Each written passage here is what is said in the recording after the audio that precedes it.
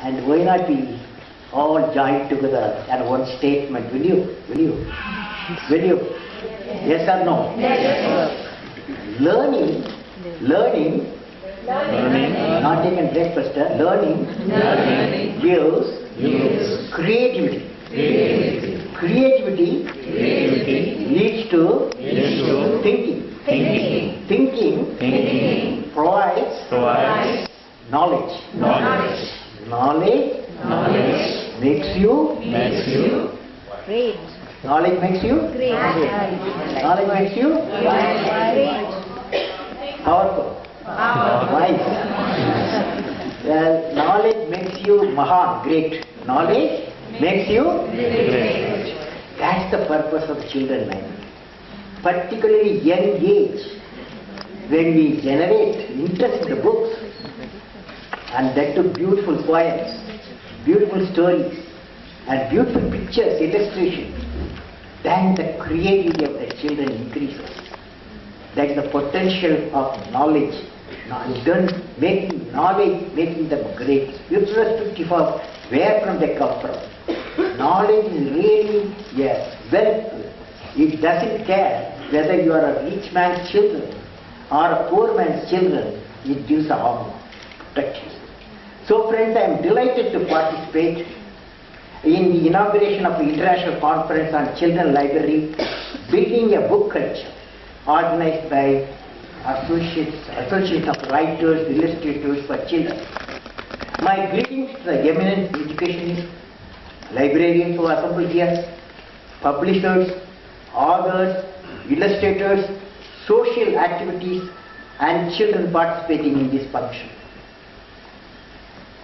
You know, in our country, children below 15 years are around 200 million. That is 1/5 of the population, the number in our nation.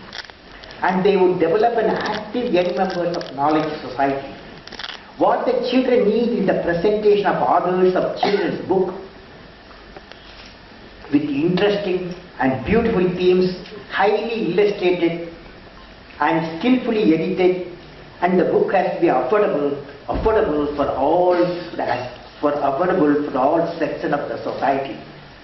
Since the dreams and aspirations of the children, which will shape the future of our nation today, I would like to talk on the topic dreams of children for next 10 minutes. Friends, in a decade, I have met more than 5 million children and youth from all parts of the country, rural, urban, mostly rural, urban, and from different regions of the world, developed and developing. I believe the ignited mind of the youth is the most powerful resource on the earth, above the earth, and under the earth. The energy and the enthusiasm of the youth give the experienced a vision for life and a responsibility to leave a legacy that they can be proud of. I have been inspired by the learning pattern of children by studying the childhood of many great minds and who have established themselves in various walks of life. Inspiring questions from children are thought-provoking and have a common pattern. Wherever you go, the common pattern emerges. What is that? Number one, the knowledge sources available for urban children definitely should be made available in the form of an electronic content or children's book to the rural children who aspire for knowledge in large numbers. Nearly 70% of our population, young population in the rural area. Children have a unique interest with creative minds. Hence our education, both formal and informal, have to nurture and grow the creativity among children through quality books. Children learn through environment, family, and neighborhood. For example, when they see their parents, children, when they see their parents and teachers always carrying a book and reading, they also develop interest in reading. If the parents and teachers discuss books with them, it adds flip to their own interest. The children have to grow in an environment of learning skills, value system, sports, caring for family, civic responsibility, mental and physical robustness. The children need to be encouraged to ask questions. Questions have to be answered with patience and knowledge so that minds of children are opened up and their thinking is not shut off. Friends, the authors of children's books and illustrators may like to consider depicting such scenes in family and school environment and the lives of great minds. The children libraries must update themselves with such books. You would have heard about the release of a book for children in Chandrayan, and Writers Association can facilitate reading of such books by children in the remote places of our country. Reading books can ignite the minds of the children to become authors. A child in Jammu and Kashmir may read a book about Rameshwaram and visit there and vice versa. When the children from different countries meet, I notice that one aspect that makes them familiar with each other are the books they can relate to each other. In that context, children's books with global themes are very, very relevant. Friends, on 11th August 2009, I was participating in a valedictory function of the Book Fair Festival at Erode in Tamil Nadu. While addressing the audience, I suggested that every one of the participants of the book fair to allocate at least 1 hour in a day for reading quality books. This will enrich them with the knowledge to empower their children and see them grow as a great children. I also suggested that our parents should start a small library in their own house with approximately 20 books to begin with. The library should particularly have 10 children's books so that the children in the house can also cultivate reading habits at an early stage, looking at the parents reading quality books. Many people who attended this function appreciated this thought and they immediately started a library in their homes. With the result, the book fair did not have adequate books to supply the Erode households. The home reading habit will assist the children's libraries, created with large number of variety of quality books as libraries, will attract reading, learning and building a habit of buying good books. It was a beautiful book. There is one book recently has come, named Diya by Samarpan. A monk has written Diya by Samarpan, A Parent's Journey Home. Name of the book, Diya, A Parent's Journey Home. I suggest the authors present here, particularly illustrators, to bring the children's edition of this book, which will be very useful for children's libraries. Dear friends, now let me tell you a real life story which happened 2 decades ago in Honolulu, which I read in a book titled Everyday Greatness. It's a beautiful book, Everyday Greatness. The essence of it is how a child has been empowered by the parents through illustrated with children's book. Lindy Kunishma and Gary husband and wife had 2 daughters. One daughter named Trudy, 13, and Jennifer, 9. They had a small son, Stephen. Unlike the sisters, Stephen would stay wherever his mother, Gary, put him, seldom moving or making a noise till the child was 18 months old. The worried parents took their son to a neurologist. A CT scan revealed that the vermis, an area of the brain that transmit messages to and from the body's muscles, had not developed for the child. That explained why the child woke up. So often at night his tongue muscles were too weak for him to swallow enough milk to satisfy the hunger. The neurologist declared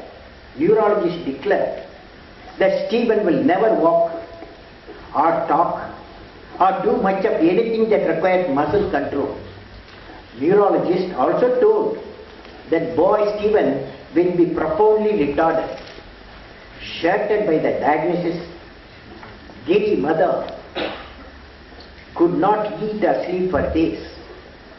Looking at the mother's sadness, her children, Trudy, the sister of the boy, challenged the doctor's prognosis and announced that she did not believe what the doctor said about Stephen, since she saw a spark in his eyes. Jennifer and Trudy, the sisters, took an oath to work with their mother Gary to make Stephen normal.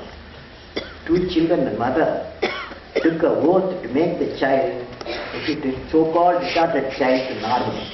They started reading a passage from the children's book with beautiful illustration to him every day on the dinner table. They made it a habit for months. This habit of reading followed for many nights until it became a half an hour ritual every dinner time.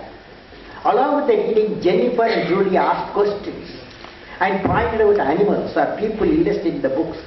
But week after week, Stephen only kept staring blankly into space, seemingly lost in the dark, empty world. He is not even looking at the picture. Jerry, the mother, thought it was impossible to unlock what is the mind of a child. After 3 months one evening, Stephen suddenly wriggled away from the cushions. This surprised the whole family. They watched him drag himself across the floor, inching towards the children's book along the wall. Unable to run the pages with his fingers, Stephen wagged through the book with his hands. When he came to a page filled with pictures of animals, he gazed at it for a long time. Then just as quickly as it opened, Stephen's world shut down again. The following night, as Jennifer, his sister, prepared to read, her brother crowded to the same book and opened the same page again.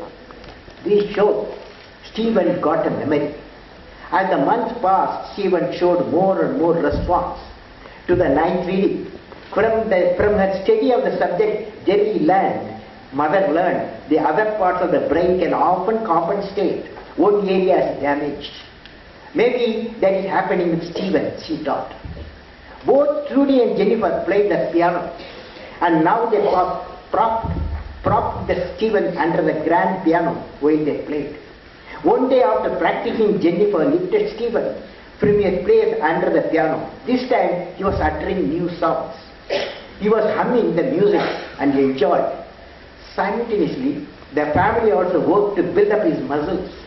Lindy attended a massage school and learned how to knead his son's arms and legs. And Jerry, Trudy and Jennifer tabled peanut butter on the boy's lips. By licking it off, he exercised his tongue and jaw. They also gave him gum to chew and feathers to blow. Slowly, facial muscles in Stephen's face began to strengthen. When Stephen was 4.5 years old, he still could not speak. He could make few words, sounds, and with a walker he could now stand and take slow and shuffling steps. Moreover, he displayed surprising visual memory. After studying a 300-piece jigsaw puzzle, he could assemble the pieces in one sitting. Still, Stephen was rejected by every preschool his mother applied for. Finally, she took him to Lucy Bogart, the director of the Robert Allen Montessori School at Honolulu, and Bogart saw the pain and frustration in his face, the boy's face. But she also saw something else. Stephen was determined to make himself understood and agreed to admit the child in her school. In the months that followed, the boy continued making a slow progress. One morning, in his second year at Montessori, he was playing idly with the blocks and mat.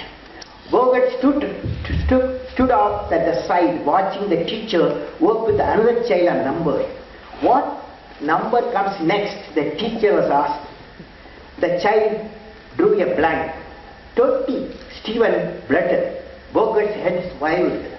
Stephen had not only spoken clearly, but also given the correct answer. Bogart approached the teacher. Did Stephen ever work on this? She asked. No. The teacher answered. He worked with him a lot of numbers, only up to 10. But we did not know how he learned any beyond 10. The boy, Stephen, now onwards transformed. And by the age of 10, he became a normal boy. Not by neurologists changed him, his mother and 2 daughters changed him. The boy Stephen was transformed into a normal student at the age of 10. The family succeeded in this great mission of recovery. The child using multiple approaches, mainly by reading children's books, illustrated pictures. Friends, reading is a tribute to the children's books and the illustrated books. How a mental, here in India it happened. There's a Chonaji in the DPS school, and his daughter has been recovered by the mother. So only mother recovers children, I don't know, why not father. Reading is essential for the children as it helps them develop initiative, originality and character, besides providing instruction and invaluable experience. Reading also enables the children to see possibilities, alternatives and options that could not see before. A well-read child seeks meaning in his or her day-to-day life and desire to unfold the mysteries of the wonderful world of nature, science and intricacies of human relations. Coming into contact with a good book and possessing it is indeed everlasting enrichment of life. Book becomes a permanent companion. Sometimes they are born before us. They guide us during our journey and continue for many generations. I bought a book when I was a boy, a book titled Life from Many Lands, at a young age from an old bookstore in Moore Market, Chennai. The editor of this book is Watson Lillian Eichler. This book was my close friend. More than 60 years. This book was my close friend and also companion for more than 5 decades. The book was so much used, it has been bound by many times. Whenever there is a problem, the book wipes away the tears based on the experience of great minds. When the happiness overwhelms you, the book again softly touches the mind, brings about a balanced peace. Books enable children to view the past, use the experience of the present and dream for the future. The children are introduced to history, geography, culture, arts, to science and technology, are all evolved as the members of the knowledge society. So friends, with this I have written reading habits among children, how important. I have one para I have written. The next one I have discussed. The next one I have discussed is the childhood of great minds and books. Childhood of great minds and books. Here I would like to refer 2 people. One is the Indian mathematician. Another is the Einstein. Here I would like to refer to Einstein's experience of a second miracle in Albert Einstein's life. We find that his interest in science started early, beginning with his encounter at the age of 9 with magnetism, which is called the first miracle. He was given the campus at the age of 9 by his father. Einstein was endlessly fascinated by the fact that invisible forces could make objects move. His interest in campus was reinforced when he found a caring mentor to hold his ideas. At the age of 12, the great scientist experienced second wonder in a little book given by his mentor Max Tabor in Euclidean plane geometry, which is called Holy Geometry book. Einstein called this his second miracle. Here Einstein made contact with the realm of pure thought. Without expensive laboratories or equipment, he could explore the universal truth, limited only by the power of human mind. Mathematics became an endless source of pleasure to Einstein, especially if intriguing puzzles and mysteries were involved. In our country, Srinivasa Ramanujam, a great mathematician of 20th century, demonstrated a natural ability at mathematics and was given books on advanced trigonometry when he was a 13-year boy of Loni. He mastered this book by age 13 and even discovered theorems of his own. He demonstrated unusual mathematical skills at school winning many awards. I would suggest the parents and teachers to take a message from these two incidents, one in America, another in India. Present beautiful books to the children for every good act they perform. The reading habit created by such presence can generate a passion for search for more and more information by the children, leading them to children's libraries, which is a storehouse of many reference books. Now friends, I have talked about the role of libraries in promoting reading in children. Libraries are a means to stimulate the develop the reading interest. So that you are doing beautifully in this the children library, 155 children library what you have started. The next area I have discussed is making a library attractive to children. The following activities can enhance the attraction of the library to the children. Advertisement of a new arrivals of book and magazine, including salient feature through radio, TV, newspapers and magazine. Announcement of special seminars, training, workshop, interviews of leading authorities. The authors of children's books should come periodically to the children libraries. Read their books to the children. The protection of the author's thought will definitely influence the children to read their books. Social organizations can play an important role in elevating the standard of library and services through conducting activities like forming library users committee, which will have members from parents, teachers, librarians, publishers, authors and children with the aim to bring out high quality books. So next area, friends, I have discussed in my paper the children magazines like Chandamama and the Dimdina Chamber have been playing an important role in providing value-based knowledge and entertainment to the children through essay to understand and well-illustrated stories. As the children grow up, these stories help them in building wisdom to decide between the wrong and right and the courage to pursue the right path. There is a need for such type of magazines to be made available in all the regional languages with the cost effective. Poetry is another great motivator for particularly children. The next one will be the storytelling to book reading. For younger generation, libraries should start with picture books which can be easily read and understood by the children. Storytelling is one of the easiest activities. I am glad you are promoting that. The next one. Then quiz competition, another area. So for computer-based reading, this makes many children very much interested in reading. As the amount of information grows and it becomes more easily and quickly available, there will be a need to teach individual strategies for both dealing with information and accessing the information available in the library. In the long run, some books will be available in digital form. This modern technology is opening a new arena of reading promotion libraries. Libraries should be equipped with radio, computers, audio-visual based material like CDs, DVDs and internet.